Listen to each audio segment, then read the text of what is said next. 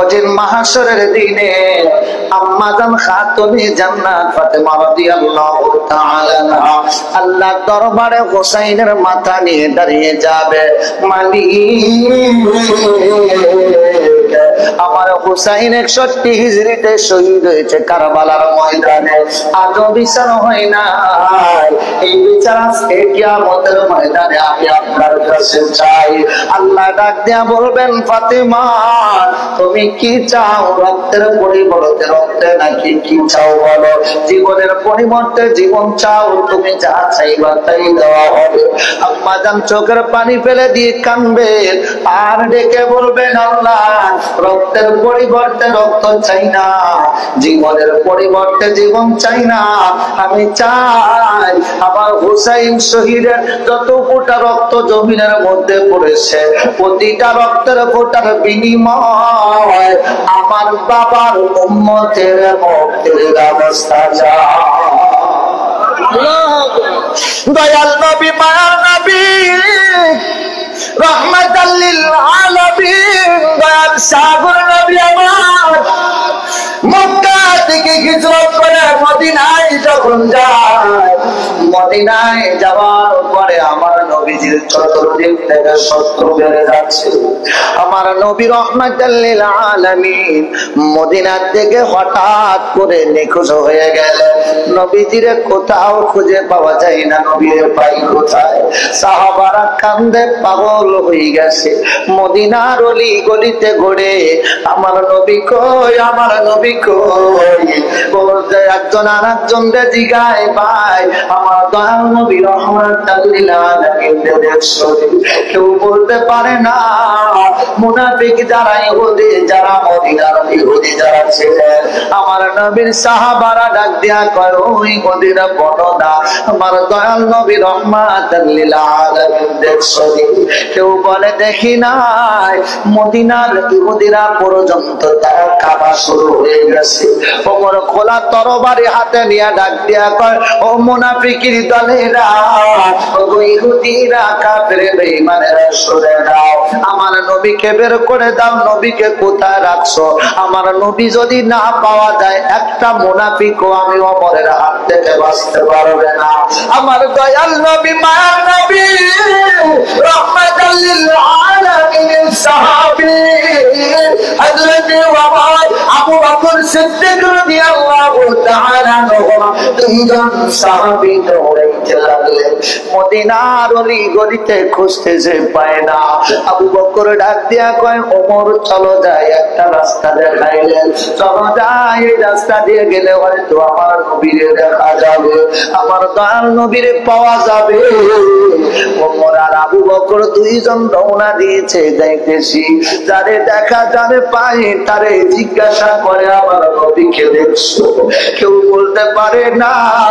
যাইতে যাইতে যাইতে যাইতে একটা পাহাড়ের কাছে যাইয়া, মরুভূমির ময়দান, পাহাড়ের কাছে যাইয়া দেখে রাখালেরা উট, গরু, ছাগল, দুম্বা এগুলো খাওয়াইতেছে। কিন্তু বড় আশ্চর্যের বিষয়, রাখালেরা দাঁড়িয়ে আছে আর উট, দুম্বা যা ছিল এগুলো পাহাড়ের দিকে তাকায় আছে, চোখের পলক ফালায় না। ডেকে বলে, রাখালেরা রে, তোমরা কি দেখছো আমার দয়াল নবী রহমাতাল লিল আলামিন কি? তোমরা যদি দেখে থাকো আমার দয়াল নবীর খবরটা আমারে দাও। নবীরে পাইলে আমরা খুশি, নবী না পাইলে আমরা খুশি হতে পারি না।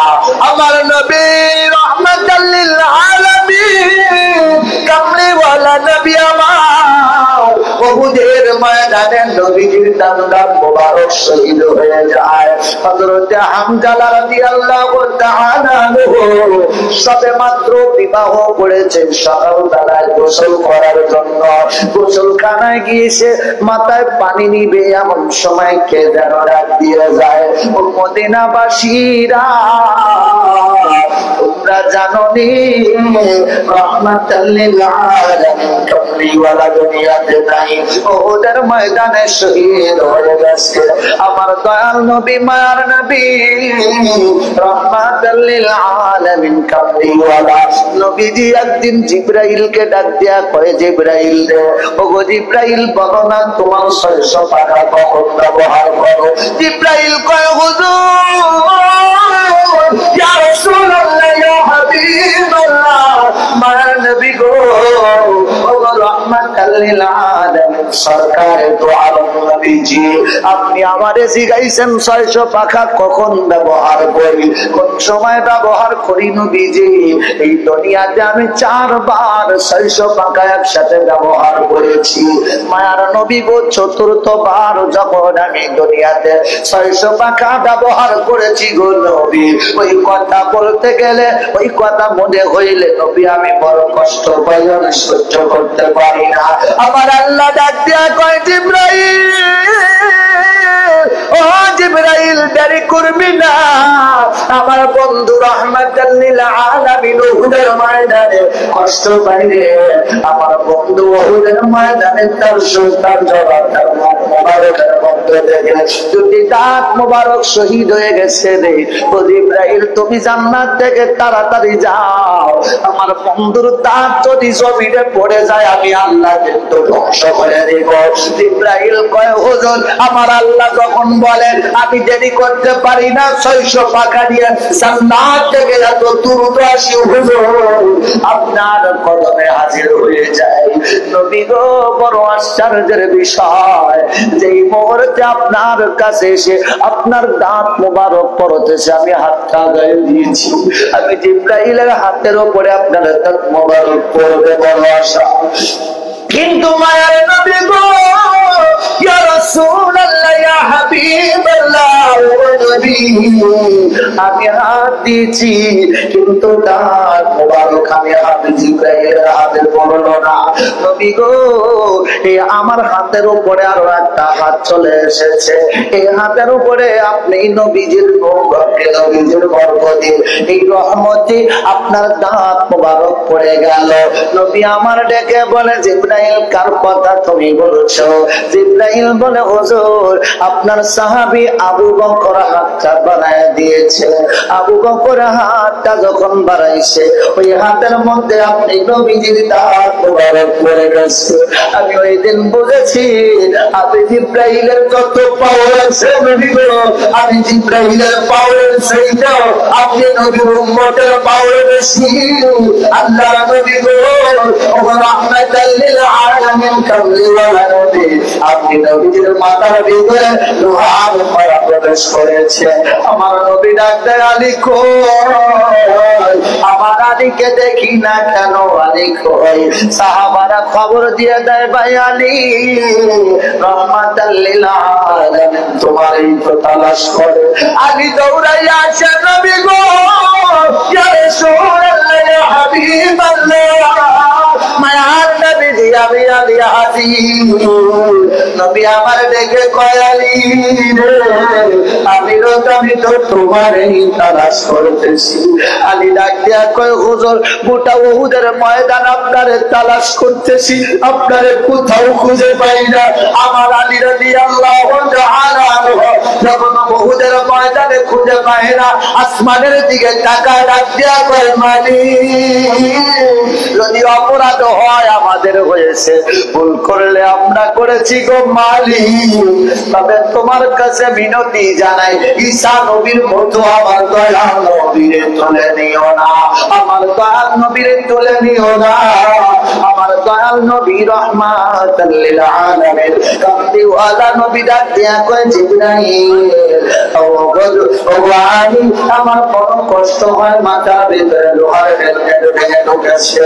জিবরাইল হযরত আলী রাদিয়াল্লাহু তাআলা রূপে ডাক দিয়া কয়, জিবরাইল, আমার মাথা থেকে লোহার পরাটা বের করে দাও।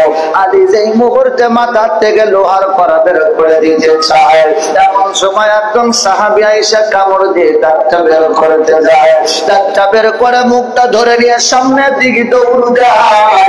আমার নবী ডাক দিয়ে কয় সাহাবী রে মুখ ধরে দৌড় দেও কেন, কারণ কি বলো? সাহাবী বলে হুজুর কিছু হয় নাই। আমার নবী পিছন থেকে ডাক দেয় সাহাবী রে আমি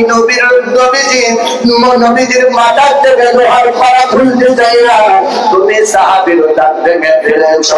সাহাবী কান্দে, আর একজন দূর থেকে সাহাবী দৌড়াই আসে মালিক ইবনে সিনান। দৌড়াই আয়েশা নবীজি রাহমাতাল লিল আলামিনের কবরস্থানে চিপাটা লাগায়া দিয়া রক্ত পড়েছে, যে খাওয়া শুরু করে দিয়েছে। সাহাবারা বলে মালিক ইবনে সিনান কি করো, তুমি কি জানো না মানুষের রক্ত পান করা হারাম? মালিক ইবনে সিনান ডাক দিয়ে কয় আমি তো মানুষের রক্ত পান করি না, আমি পান করতেছি রাহমাতাল লিল আলামিন নবীর কামলিওয়ালা সুবহানাল্লাহ। আল্লাহর নবী ডাক দিয়া কয় মালিক ইবনে সিনান বাবা তুমি আমি নবীর রক্ত পান করেছো নাকি আমার আল্লাহ পাকের জান্নাতকে আপন করে নিয়েছো? সাহাবীরা রে যদি জান্নাতি কোনো মানুষ দেখতে চাও আমার মালিক ইবনে সিনানের দিকে তাকাও। এই মুহূর্তে মালিক ইবনে সিনানের জান্নাতের সার্টিফিকেট হয়ে গেল। মালিক ইবনে সিনান প্রমাণ করে দিল। সাহাবারা বলে মানুষের রক্ত পান করা হারাম, আর মালিক ইবনে সিনান বলে ও সাহাবী ভাইরা আমি তো যেমন তেমন মানুষের রক্ত পান করি না, আমি পান করছি রাহমাতাল লিল আলামিন। যারা আল্লাহ না বানাইলে কোন কায়নাত বানাইতো, যার ব্যাপারে আমার আল্লাহ পাক রব্বুল আলামিন পবিত্র কোরআনের মধ্যে এক জায়গা দুই জায়গায় না 40টা জায়গায় আমার আল্লাহর নামের সাথে তার বন্ধুর নাম দিয়েছে। ওই আল্লাহ ডাক দিয়া কয় মাইয়ুতির রাসূল ফাকাদ আতা আল্লাহ, যে ব্যক্তি আমার রাসূলের ইত্তেবা করলো সে ব্যক্তি আমি আল্লাহর ইত্তেবা করলো। প্রিয় হাজিরিন ভাইরা আমার, আল্লাহর নবী রাহমাতাল লিল আলামিন দয়ার সাগর নবী আমার কামলিওয়ালা নবী অসুস্থ, মদিনায় খবর হয়ে গেছে। হানজালা খবর পায় নবী আর মদিনায় উহুদের ময়দানে শহীদ হয়েছে। হানজালা আর গোসল পারে না, গোসল বন্ধ করে দিয়া বাড়ির দিকে রওনা দেয়। বাড়ির ঘরের দরজার পাশে যায়া বিবি ডাক দিয়া কয় বিবি রে ও প্রাণের বিবি আমার তরবারিটা কই, তরবারিটা দাও, আমি দেরি করব না, আমি হানজালা চলে যাব উহুদের ময়দানে। হানজালা বিবি ডাক দিয়া কয় স্বামী উহুদের ময়দানে কেন যাবেন? মাত্রই তো আপনি আমারে বিয়ে করেছেন, রাতের বেলা বিয়ে করেছেন, তেমন পরিচয় হয় নাই, কথাও হয় নাই স্বামী, আপনি এখনই চলে যাবে। হানজালা ডাক দিয়া কয় বিবি রে চলে যাব, বিদায় দাও, শেষ বিদায়, দেখা হবে হাসরের ময়দানে। বিদায় নিলেন, রওনা দিলেন তরবারি নিয়ে উহুদের ময়দানে। যুদ্ধ করতে করতে হানজালা শহীদ হয়ে গেলেন। নবী আমার হুকুম দেয় যুদ্ধ শেষে সাহাবীরা রে শহীদদের লাশগুলো এক জায়গায় করো, এক জায়গায় করো, তাদেরকে দাফন করার ব্যবস্থা করতে হবে। আমার নবী রাহমাতাল লিল আলামিন শহীদদের লাশ গোসল না করায় দাফন করার হুকুম দিয়ে দিলেন। একজন মহিলা দূর থেকে দৌড়াইয়া আসে, ডাক দিয়া কয় নবী গো সবার লাশ গোসল ছাড়া দাফন করবে, সমস্যা নাই, তবে একজনের লাশ আছে যিনি আমার স্বামী হানজালা না, তিনি উহুদের ময়দানে শহীদ হয়েছে, তারে আপনি গোসল না করাইয়া দাফন করবেন না। হানজালার ব্যাপারে আমার নবী ডাক দিয়া কয় কেন রে ওগো মা এমন কথা বলছো কেন? মহিলাটি ডাক দিয়া কয় হুজুর আমার স্বামীর গোসল ফরজ ছিল কিন্তু গোসল করতে পারে নাই, শুনছি আপনি নবীর শহীদ দৌড়াইয়া চলে আসছে উহুদের ময়দানে। আশিকি আশিকা আশিকি রাসূলুল্লাহ প্রিয় ভাইরা জাকির ভাইরা একটু মনোযোগ দিবেন। আমার দয়াল নবী রাহমাতাল লিল আলামিন ডাক দিয়া কয় ও মা দেখি হামজালার লাশ কোথায়। সাহাবীদেরকে বলেন, সাহাবীরা রে, আমার হামজালার লাশ কোথায়, তাড়াতাড়ি এনে দাও। সাহাবারা বলে, হুজুর উহুদের ময়দান তন্ন তন্ন করে খুঁজেছি, হামজালার লাশ তো কোথাও পাওয়া যায় না। আল্লাহর নবী মনটা খারাপ, তাহলে আমার হামজালার লাশ কোথায় গেল? নাকি ইহুদিরা কাফের বেঈমানেরা তারা হামজালার লাশকে সরায় নিল? কি ঘটনা কি? আমার নবী কষ্ট পায়, আমার আল্লাহ সইতে পারে না। আমার আল্লাহ জিবরাইলকে ডাকতেন, জিবরাইল দেরি করবি না, তাড়াতাড়ি যা, আমার বন্ধুকে সালাম জানা। আমার নবীর কাছে জিবরাইল আইসা কয়, হুজুর চিন্তা করবেন না, আসমানের দিকে তাকায়া দেখেন। নবী আমার আসমানের দিকে তাকায়া দেখে হামজালার লাশ হাউজে কাউসারের পানি দিয়ে গোসল করাইতেছে।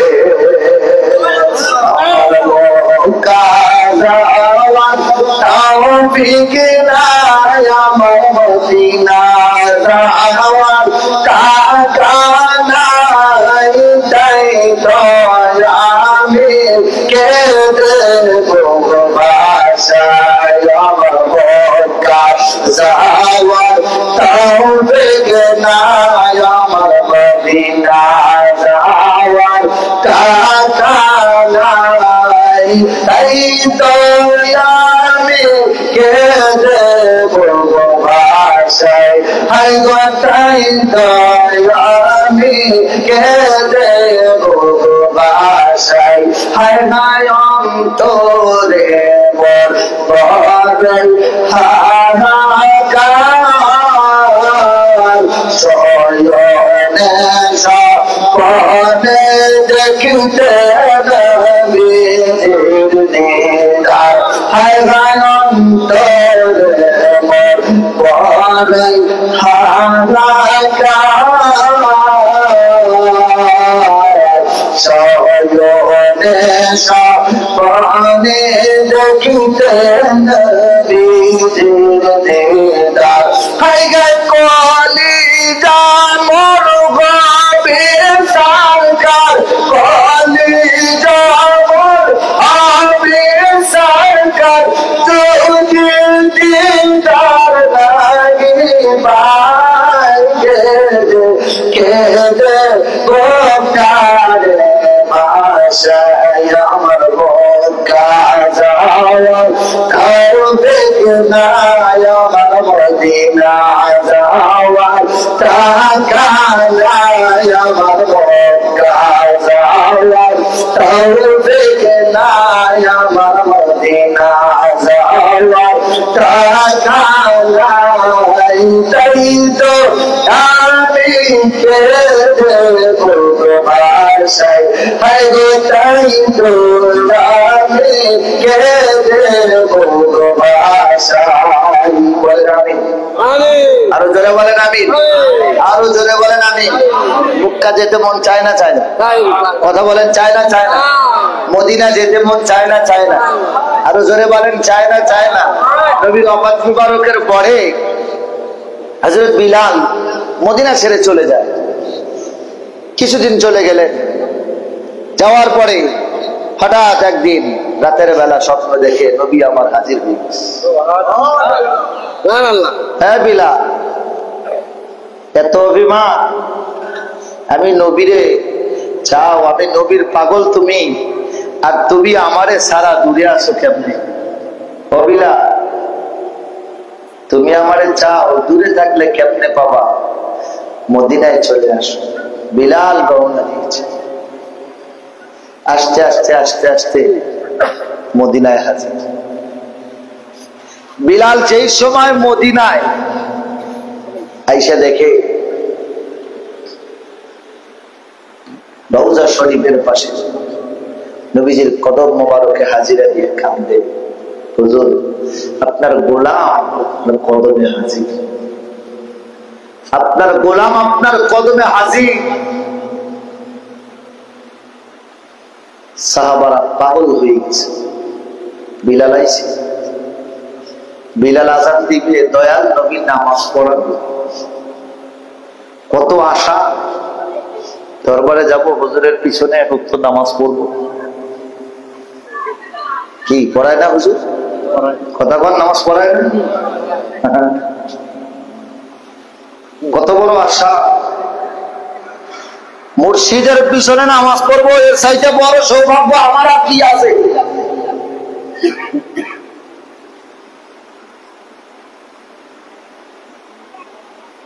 মুর্শিদের পিছনে নামাজ পড়েন,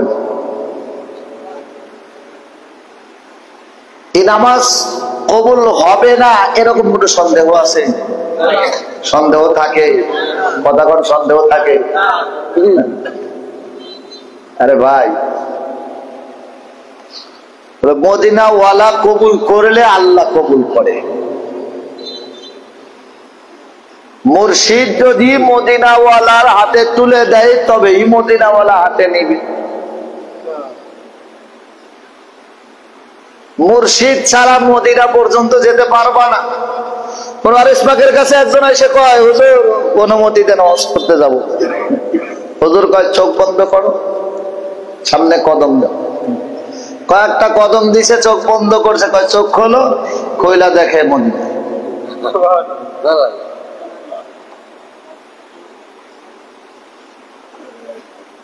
এই সেই দরবার, সেই দরবার। প্রেম আনো অন্তরে, ভালোবাসা আনো অন্তরে, দেখতে পারবে, কল্প খুলে যাবে, কাশপ খুলে যাবে, বুঝতে পারবে, দেখতে পারবে। প্রেমটা আগে জাগ্রত করো, প্রেম আনো। এত আসলে কি করবেন যদি অন্তরের ভিতরে প্রেম না জাগে? ওয়ারিস পাক বলেন মহব্বত আছে, ভালোবাসা আছে, যার ভিতরে সব আছে তার ভিতরে। মহব্বত নাই, ভালোবাসা নাই, তার ভিতরে কিচ্ছু নাই। যে আমারে ভালোবাসে, মরণেও আমি তার, কবরেও আমি তার, হাসরেও আমি তার। আর কিছু লাগে? ইয়া ওয়ারিস পাক ভক্তদের সম্রাট, রক্ষা করো আমারে। ওয়ারিস পাক আজি এসেছে নিজাম বাবা দরবারে। বাবা প্রিয় হাজিরিন, দয়াল নবী, মার নবী, রাহমাতাল লিল আলামিনের সাহাবীরা হযরত আবু বকর ওমর ডাক দিয়ে বলেন, রাখালেরা রে, তোমরা কি বলতে পারো আমার দয়াল নবী রাহমাতাল লিল আলামিনের খবর? তোমরা কি দিতে পারবে আমার দয়াল নবীর খবর? নবী নাই, 3 দিন পার হয়ে যায়, মদিনার শিশুরা পর্যন্ত দুগ্ধ পান করা ছেড়ে দিয়েছে। মদিনার মা বোনেরা পাগল,